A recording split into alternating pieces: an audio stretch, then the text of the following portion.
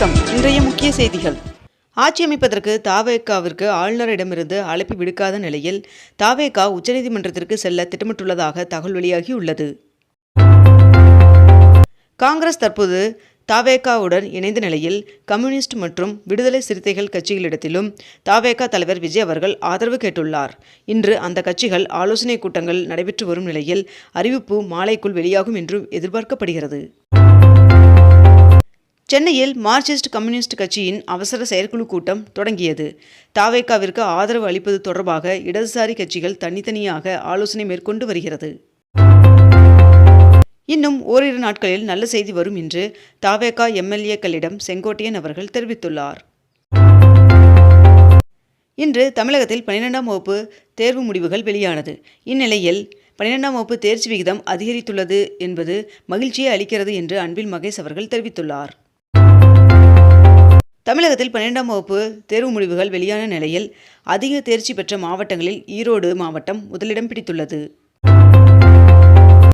5 மாநிலங்களில் தேர்தல் நடத்தை விதிகள் முழுவதும் விலக்கிக் கொள்ளப்படுவதாக தேர்தல் ஆணையம் தெரிவித்துள்ளது. ஆளுநர் அர்லேகர் அவர்கள் ஆங்கில ஊடகத்திற்கு நேற்று அளித்த பேட்டியில், பெரும்பான்மையை தவேகா தலைவர் விஜய் அவர்கள் நிரூபிக்கவில்லை என்பதன் காரணமாக ஆட்சி அமைக்க தவேகா தலைவர் விஜய் அவர்களை அழைக்கவில்லை என்றும், மேலும் தமிழகத்தில் ஆட்சி அமைக்க திமுக அதிமுக இணைந்து வந்தாலும் பெரும்பான்மையாக இருந்தால் ஆட்சி அமைக்க அழைக்க தயார் என்று ஆளுநர் தெரிவித்துள்ளார். அதிமுக பொதுச் செயலாளர் எடப்பாடி பழனிசாமி அவர்கள் தனது கட்சி எம்எல்ஏக்களுடன் அவசர ஆலோசனை நடத்தினார்.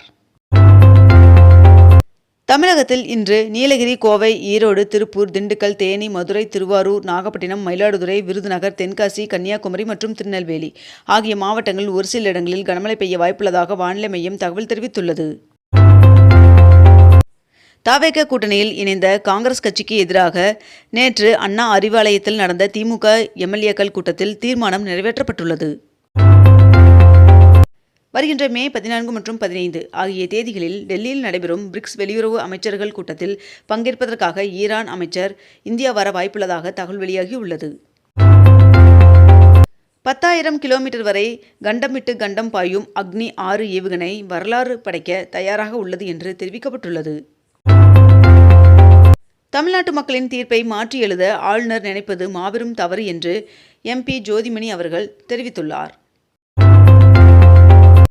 தமிழகத்தில் 234 தொகுதிகளில் வெற்றி பெற்றவர்களின் பட்டியலை கவர்னரிடம் தமிழக தலைமை தேர்தல் அதிகாரி வழங்கினார்.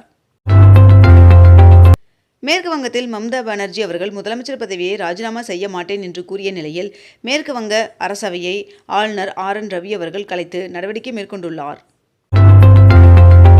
அசாமில் வருகின்ற 12ஆம் தேதி புதிய அரசு பதவியேற்க உள்ளதாக தகவல் வெளியாகியுள்ளது.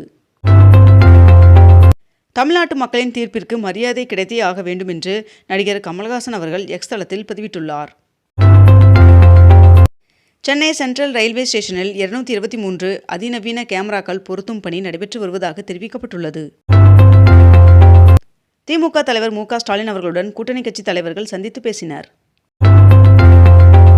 தவேகா ஆட்சி அமைக்க இடையூறாக இருக்க மாட்டோம் என திமுக தலைவர் மு.க. ஸ்டாலின் அவர்கள் அறிவித்தது பாராட்டத்தக்கது என்று மதிமுக பொதுச் செயலாளர் வைகோ அவர்கள் தெரிவித்துள்ளார். தமிழக ஆளுநர் தவேகா தலைவர் விஜய் அவர்களுக்கு ஏன் சிஎம் பாதுகாப்பு கொடுக்கப்பட்டது என்று டிஜிபியை நேரில் கூப்பிட்டு விளக்கம் கேட்டதாக தகவல் வெளியாகியுள்ளது. ஒன்றிய தணிக்கை வாரிய தலைவராக சசிசேகர் அவர்கள் நியமனம் செய்யப்பட்டுள்ளார். தவேகா ஆட்சி அமைக்க திமுக இடையூறு செய்யாது என்று திமுக தலைவர் மு.க. ஸ்டாலின் அவர்கள் தெரிவித்துள்ளார். மேலும் 6 மாதங்களுக்கு ஆட்சியை தொந்தரவு செய்ய மாட்டோம் என்றும் திமுக அரசின் திட்டங்களை தொடர வேண்டும் என்று எதிர்பார்க்கிறேன் என்றும் தெரிவித்துள்ளார். மகளிருக்கு மாதம் 2,500 ரூபாய் அளிப்பது கடினம் என்றும் திமுக அரசு வழங்கியது போன்று மாதம் 1000 ரூபாயாவது வழங்க வேண்டும் என்றும் அவர் கேட்டுக்கொண்டுள்ளார். புதுச்சேரி மாநில முதலமைச்சர் பதவியை ரங்கசாமி அவர்கள் ராஜினாமா செய்தார். ஊட்டியில் 138வது நாய்கள் கண்காட்சி இன்று தொடங்கி 3 நாட்கள் ஊட்டியில் உள்ள அரசு கலை கல்லூரி மைதானத்தில் நடைபெற உள்ளது. தமிழகம் முழுவதும் உள்ள 181 அரசு கலை அறிவியல் கல்லூரியில் சேர இன்று முதல் மாணவர்கள் ஆன்லைனில் விண்ணப்பிக்கலாம் என்று தெரிவிக்கப்பட்டுள்ளது. 22 கேரட் ஆபண தங்கத்தின் விலை ஒரு சவரன் 1,13,200 ரூபாயாகவும் 1 கிராம் 14,150 ரூபாய்க்கும் விற்பனை செய்யப்பட்டு வருகிறது. இதனைத் தொடர்ந்து 1 கிராம் வெள்ளியின் விலை 275 ரூபாய்க்கு விற்பனை செய்யப்பட்டு வருகிறது. தாவேக ஆட்சி அமைக்க உரிமை கோரி ஆளுநரை 2 முறை தாவேக தலைவர் விஜய் அவர்கள் சந்தித்துள்ளார்.